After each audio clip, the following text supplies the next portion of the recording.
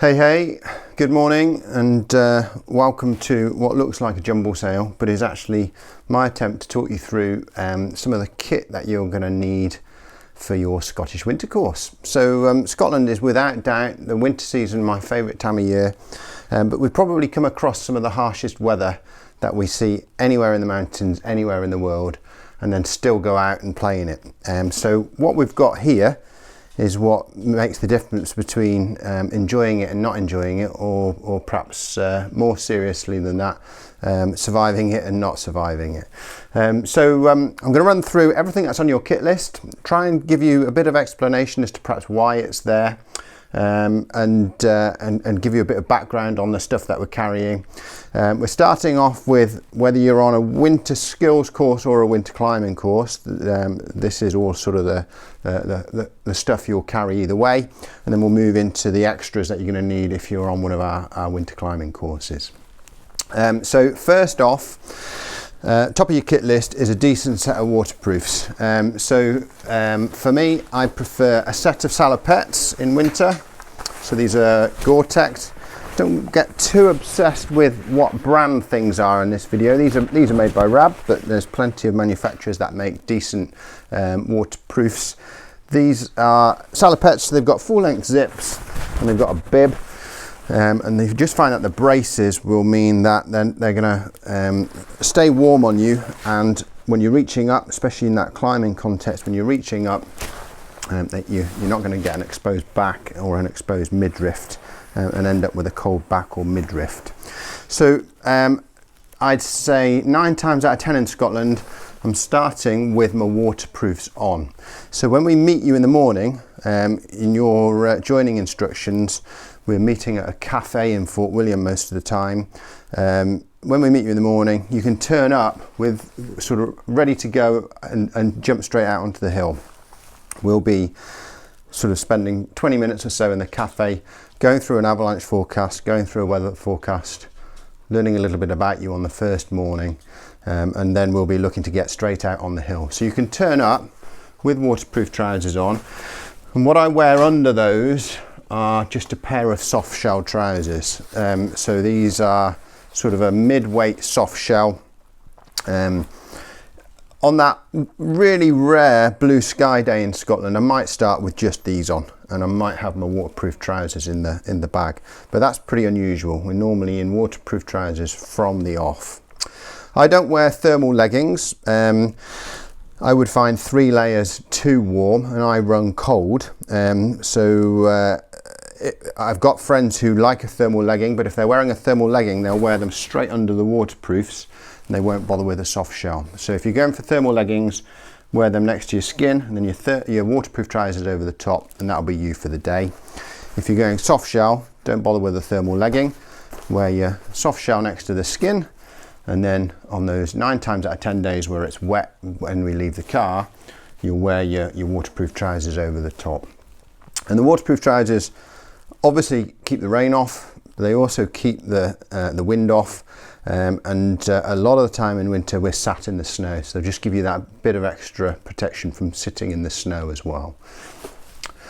So in terms of other things that I'm wearing when I get up in the morning, I'll have the soft shell trousers, and then on my upper half I've got just a thermal long sleeve top, and then much like I'm wearing, just a fleece jumper.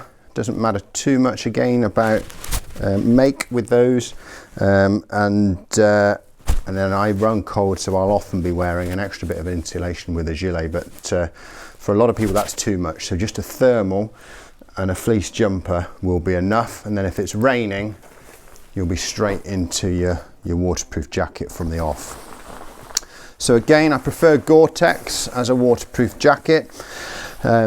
Hugh, who I run all of these courses with, is a big fan of Paramo. If you like Paramo, then I'll probably take the mick a bit for just how it looks, but Hugh swears by it, so if you're out with Hugh, you'll be in his camp. Either way, it wants to be something that's good quality, that you know is not going to leak, because if you get up there and find at the end of the first day that your waterproof's leaking, it's really expensive going into Fort William to buy a new jacket for the rest of the week, and you'll wish you'd done it from home where you've got a better choice of kit on the various websites and cheaper. So make sure it is waterproof. If you've had it a while, give it a proof before you come up to Scotland. So I just use a Knit Wax wash and then a Knit Wax waterproofing treatment, and just make sure it's in the best condition you can before you arrive. A lot of the time when we leave the car, we're focusing on not getting too hot. So when we leave the car, be bold, start cold is our general mantra, and I won't have anything more on than the thermal, the fleece jumper, and if I have to, because it's raining, then my waterproof jacket. But if it's not raining, I might just be walking uphill in those 2 layers. So a lot of what we're doing in Scotland is managing the weather, and a big part of that is trying to stay dry. So if I can stay dry on the approach to my summit if I'm walking, or to my climb if I'm climbing, then that's going to make the rest of the day so much more enjoyable. So a lot of this kit is not just about keeping warm, but about keeping dry, and then for a big chunk of the day not overheating as well. As I'm walking in, I'll wear a set of gloves that I have specifically for walking in. So I'll have 3 pairs of gloves for the day. I've got a walking in pair, I've got a doing pair, which on a winter skills will be playing around in the snow type pair. A winter climbing course will be a thinner pair for actually climbing. And then I've got a rest of the day pair for towards the end of the day when it's really cold and wet, and I've already got the first 2 pairs wet. I'll be really glad of a 3rd pair. If money's tight and you've only got 100 quid to spend on gloves, then buy 3 pairs for 30 quid rather than 1 pair for 100 quid. There is no pair of gloves that will keep you warm and dry for the whole day. These Arc'teryx gloves, Gore-Tex with a separate fleece inner, these were over £200 retail. You can tell they've had a hard life, so I can't remember how long ago now, 7 or 8 years ago maybe, so they'll be costing even more than that now, I'm sure.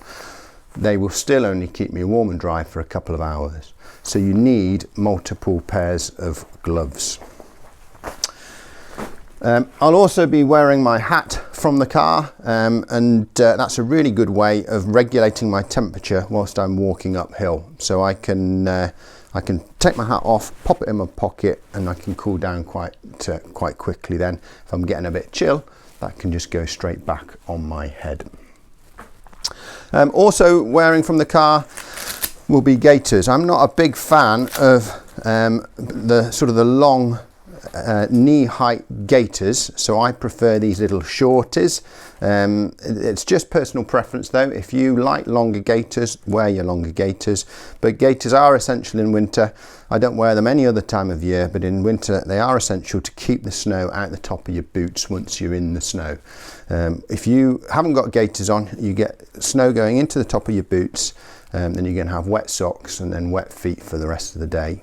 So consider them an essential piece of kit, and as I say, if you're not a fan, just go for these little shorties. They'll do the job, not too sweaty.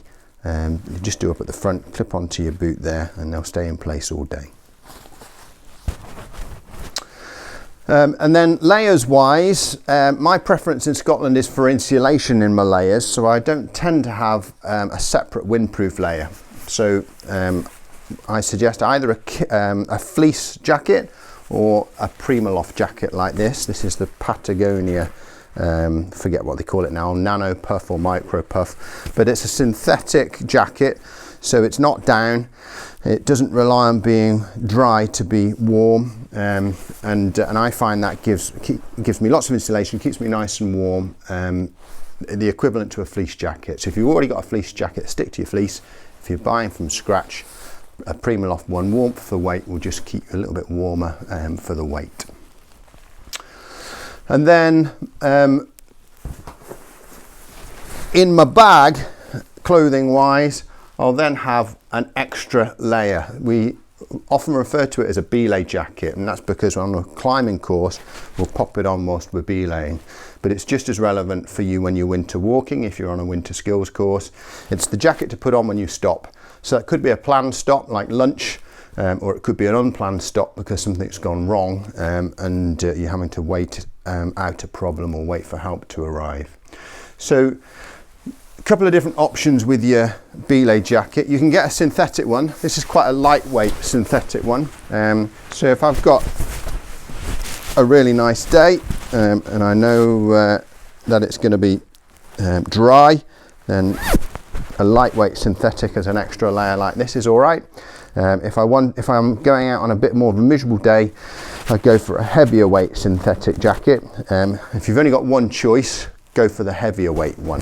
So various manufacturers do heavier weight synthetic belay jackets, and Mountain Equipment do a really nice one. Rab do a selection of nice ones. Patagonia do some nice ones. So you've got loads of choice out there. But that would just live in the bottom of your bag. An alternative to that is something like this, which is the Rab hydrophobic down. That's the word I'm struggling to find. So if you're going to go down the down jacket route, just be aware that a down jacket only keeps you warm when it's dry. If this gets wet, it's useless. So I don't tend to recommend down jackets for Scotland in winter unless you can get one with the hydrophobic down, and then on an okay day it'll be okay. But again, on a really wet day, I'd much prefer a synthetic jacket to keep me warm in an emergency. Okay. Also then, in the bottom of my bag, so rucksack wise, let's just have a quick look at rucksacks. About 40 litres is probably about right, whether you're winter walking or winter climbing. I like a nice simple rucksack, so I haven't got any extra pockets on the outside. There's no straps to faff around with. There's no secret compartments. It's just a bag and I put things in it. And that's really nice and simple, with a zip up pocket on the top so that I can put the things that I need to be able to get to quickly in there. Simplicity is key. If you're buying a new rucksack, try it on in the shop with a helmet on. Put a helmet on, make sure that you can still look up, because some rucksacks sit high in your back and will restrict that head movement, and that can be a real pain in the arse. So make sure you can still see. Apart from that, I like simple. It weighs less and there's less faff in its daily use as well. So sitting in that rucksack then, I'm going to have my map. Don't buy the paper one like that. Buy the laminated one. This is the paper version, but you want a map. I recommend 1 to 50,000, and we'll teach you why we use 1 to 50 as part of the course. It's probably worth just saying though, we're not going to teach you how to navigate on a winter skills course. There's too many other things going on in the week to teach you from scratch, but we are going to teach you the difference between summer nav and winter nav. So we'll teach you how your paces vary in winter. We'll teach you the strategies that we use in winter, but you need to arrive with some navigation skills in place for us to build on them. If you haven't got those navigation skills in place, you won't learn them on a winter skills course, because we just don't have the time to be stood around at low level teaching you the things that we would teach on a 2-day nav course here in Snowdonia. So map, and make it a laminated one. Your compass then wants to live in the top of your pack so that it's handy. I've got my counting beads on there, and then I've got a little carabiner on the end of the lanyard so that I can clip it to me, so that when we're up in those sort of 70-80 mile an hour winds and I accidentally drop my compass in my big cumbersome gloves, I'm not going to lose it. Also in the top of my pack, handy and easy to get to, are my goggles. And in the same conditions, those 70 to 80 mile an hour winds, if I haven't got goggles, I won't be able to see where I'm going. So they are critical. Doesn't doesn't matter whether you're winter climbing or winter walking, these need to be in your bag unless you've got an absolutely perfect weather forecast for a particular day. But generally in Scotland there'll be snow on the ground and there'll be precipitation in the air at some point during the day, and those combined with strong winds will mean if you haven't got goggles you won't be able to see where you're going. So make sure you've got some goggles and make sure they're in the top of your bag so that when you're kneeling in the wind and the snow you can lay your hands on them and get them on quickly and easily. You'll also want your head torch and then a set of spare batteries, so that if we're up there as it starts to get dark, we can find our way off. And if you're booked on with us in January, it's not uncommon for us to be walking off in the dark. It'll be dark by 4 o'clock, and probably the last hour of the day we'll be walking down in the dark. So make sure you've got a good head torch. In the top of my pack, I also keep a little Garmin InReach messenger. So this is an emergency device that allows me to call for help with an SOS function. So should something happen to me and you need to summon help, try your mobile phone, and if you've got no signal, this will be in the top of my rucksack. It's got a power button on the side, just turn it on, open the SOS hatch, press the SOS button, and that will summon help using the satellite network. So that will be able to get a signal off the satellites even if our phones haven't got a signal, and that will call mountain rescue into our location. Also within the emergency kit, I ask everybody to bring a blizzard survival jacket. This is part of our group kit that everybody carries one of these, so this is on your kit list. If something happens and we're immobilised, so it only needs to be a sprained ankle and we're immobilised and we have to wait for help to arrive, this is how we keep warm. We each wear a survival jacket, which is incredibly light and gives an incredible amount of warmth for the size and for the weight. And then we also then, in the team, will have a group shelter. So this is a group shelter that's big enough for 6 to 8 people. So we can all then get in that and we can wait for help to arrive. You don't need to provide this, we'll provide this, but you do need to provide this, and you do need to have a bit of room in your rucksack to share some of the communal kit, because it might be that we ask you to carry the group shelter. This is my first aid kit, so that will live in a red bag at the bottom of my rucksack, and we ask each of you to have your own personal first aid kit as well, and again that's part of our risk assessment. Part of our strategy of looking after each other is that everybody carries a bit of first aid with them. Part of that as well is just a roll of gaffer tape, so we can fix broken items of clothing, flappy boots, or a bit of first aid as well. And if you're not used to wearing your winter boots, make sure you've got a set of Compeed with you, so that you can deal with any blisters of an evening as well. All of your kit wants to be wrapped up separately in dry bags. I quite like these with a window on it so that I can see what's inside, but you want everything to be wrapped up separately. So I'll have a dry bag for my emergency jacket layer, I'll have another dry bag for my gloves, another dry bag for my hat, and perhaps even another one for my lunch. You get the idea. Keep things dry, and then they'll be usable when we want them. That's my sunglasses, so I'll take those out with me. Any sign of sunshine in the forecast, just good to be looking after your eyes, and by the same token putting sun cream on in the morning to look after your face as well, and carrying a little bit of sun protection with you during the day.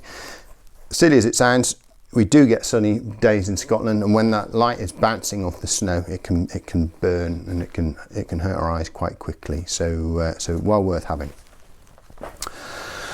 Helmet. So if you're on a winter skills course, we can lend you a helmet, axe and crampons, but if you've got your own, bring them. And this wants to be packed inside your rucksack. So we'll sometimes see this kit that we've lent out being strapped to the outside of rucksacks. Get it in your rucksack, please, so that we don't lose it during the day. And helmet makes a great lunch box, so that you can put your sandwiches in the top there and sit it in the top of your rucksack. Walking poles. I don't use them all year round, but I do find them incredibly useful in winter. And I do like these really lightweight, small carbon fibre poles. When I say small, I mean they pack down small, and they're still adjustable in their length when we go to use them. Or you can buy fixed length to suit the length that you want, but just make sure you try those in the shop first. You will then want to put some snow baskets on them. So these are still in my summer mode without snow baskets on. To be honest, they're okay for a lot of the time in Scotland, but if we've got a particularly snowy week whilst you're with us, you'll want some snow baskets, or if you come into Norway, you'll want some snow baskets on your poles. If you're climbing with us, then make sure you've got something like this that can pack down nice and small and go in your bag whilst you're climbing. You don't want them on the outside of your bag, snagging on the rock or the root or the rope whilst you're climbing. So go for something that can pack down small. Crampons and boots. So for winter skills, I tend to like a B2 boot. So if I was just going to buy a boot for winter walking, I'll probably go for the Scarpa Mantas. These aren't Scarpa Mantas, these are Scarpa Rebel Lights. And I just find that I can use these for summer alpine mountaineering as well, so just a bit more multi-use for me. They're not quite as warm as the Scarpa Mantas, so that's the downside, and they've also got quite an asymmetric shape to them, so if you're not used to an asymmetric boot or a narrow boot, then they can be uncomfortable. So go to the shop, try some different boots on, go for a B2 boot. Don't turn up with your summer walking boots and expect a crampon to be able to fit. We have had that in the past, and unfortunately we just can't take you out on the hill if you haven't got a set of winter boots. And winter boots will have a stiff enough sole that the sole doesn't bend and the crampon pop off. So make sure that they're rated for crampons. So there'll be a B1, B2 or a B3 rating.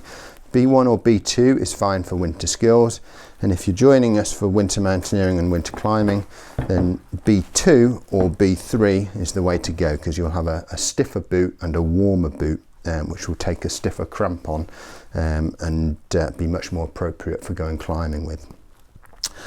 With those boots, you'll then want some warmer socks.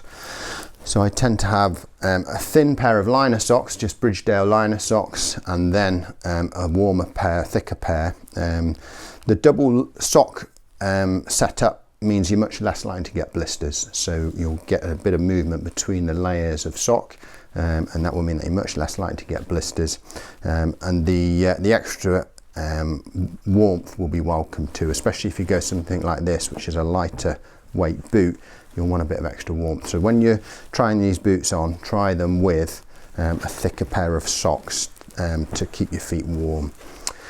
So for winter mountaineering, I go with these, the Ribble Lights B2 boot, and then for winter climbing, these are my boot of choice. These are the Scarpa Phantom Tech. These are a B3 boot, but they're actually still almost as light as those Ribble Lights. Fully rigid, bit of extra insulation with the gaiter, and if you're not used to wearing a fully rigid boot, you'll find them awkward at first for the walk in and the walk out. That's why I prefer the B2 boot from a winter mountaineering, because I'm generally doing lots of walking and they'll be more comfortable for that side of things. But for winter climbing, you just can't beat a fully rigid B3 boot for giving you confidence in your footwork. On your first morning, we'll make sure that your crampons fit your boots. If you are coming out for winter skills, then a set of C1 walking crampons is absolutely fine. If you are thinking of progressing on to mountaineering and climbing, or if you're joining us for a climbing course, then you could go for something a little bit more technical. So these are my winter mountaineering and winter climbing crampons. These are Petzl Links. The big difference between a climbing crampon and a walking crampon is what these front points are doing. So on my walking crampon, I've got horizontal front points, they're acting like spades, and on the winter climbing crampon I've got vertically orientated front points, so they're acting more like the pick of an ice axe. So they're designed to go into the ice when I'm climbing. These are designed to shovel on snow when I'm walking or moving through into winter mountaineering gully type ground. These are longer, and so they are almost designed just to trip you up. So if you're winter walking, these are overkill whilst you're getting used to crampons, because you're just going to fall over them all the time. But if you're planning on moving into winter mountaineering and winter climbing, then it's no bad thing to get used to that from the off. So I haven't got any problems with people turning up with C3 boots and crampons on a winter skills course if that's where they're heading for. But if you're only ever going to do winter walking, then just stick to some winter walking crampons, and they'll be less of a hindrance to you in terms of falling over your own feet. I find a bag quite useful just to put them in at the end of the day, and that will save you getting the rest of your kit wet and save you spiking the rest of your kit, especially if you've got nice shiny new crampons which are incredibly sharp. It will save you damaging the rest of your kit. Ice axe, if you're on a winter skills course, you'll only need one, and just a straight shaft or a slight curve to the shaft is fine. You don't need a trigger on the bottom. I've added that for giving me a bit of flexibility, but just a single axe is fine. There's a link on my website to choosing an axe and crampons. I've put it in your course notes as well. So if you are wanting more advice on choosing an ice axe and crampons, then there's an article there for you, and we'll also go through that as part of your course as well. And then if you're climbing, you're going to want a pair of axes. These are DMM Apexes, and I would recommend these for pretty much everything that we're going to do. Great if you're going out mountaineering and you only want one axe, just take the one with the adze on it. But for most of what we do, it's handy to have a pair, and you've got one with an adze, one with a hammer. And then you just want a set of leashes. So my favourite are those zipper leashes. Foolishly forgot to bring one into my kitchen this morning, but it'll just you put a carabiner into the bottom of each of those holes on the bottom of the shaft there, and clip it into your harness, and it'll mean if you do accidentally drop one, you're not going to lose it. So leashes are useful for your climbing axes. I've wrapped mine in the self-amalgamating tape that they come with. I find that really good, just for a bit of extra grip on the shafts, especially when you've got snowy gloves, and also a bit of extra warmth when you're carrying them. So that's something you can do beforehand as well. That's well worthwhile. Pop those down there. Okay, and then harness wise, this is a great all-round winter mountaineering harness, or something like this. The benefit of something like this is that I can put this on without my feet leaving the ground. I don't think they actually make this one anymore, but there's plenty of others that are out there. So when you're looking at your harnesses, just have a look and look at how it goes on. So something like this, I can do it up without putting my feet on the ground, without having to put my feet through the leg loops, and therefore without having to take my feet off the ground, which is handy if I've already put my crampons on. We'll try not to do that.